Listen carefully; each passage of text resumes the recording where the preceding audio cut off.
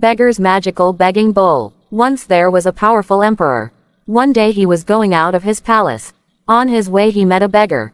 He asked Beggar, "What do you want?" Beggar laughed and said, "What? You are asking me as if you can fulfill my desires." Listening to Beggar reply, King felt offended and said, "Of course I can fulfill your desire. I promise you that I will fulfill your desire.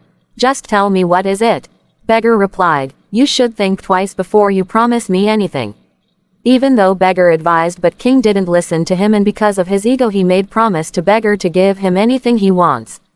King didn't knew that the beggar was not an ordinary beggar. He was master from King's past life and had come to wake him up and get him out of this material world and its desire. Now it was Beggar's turn. Beggar said, "My wish is very simple. Just fill this begging bowl with something." Pointed toward the begging bowl in his hand. Emperor said, "Of course." Emperor called his servant and told him to fill Beggar's bowl with money. Servant got some money and poured it into bowl, and as it was poured into bowl it disappeared. Servant poured more and kept pouring more and more money into bowl, but all disappeared and begging bowl remained empty. Kings asked servant to bring diamonds, pearls, and all his treasury was becoming empty, but begging bowl seemed to be bottomless.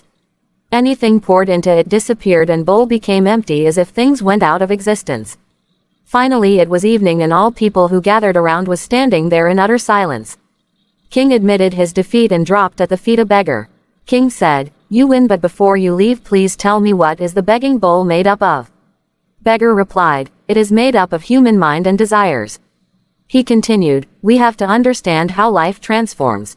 First we get into one desire and feel great excitement and thrill, and then you fulfill that desire and suddenly feel that same desire now feel meaningless.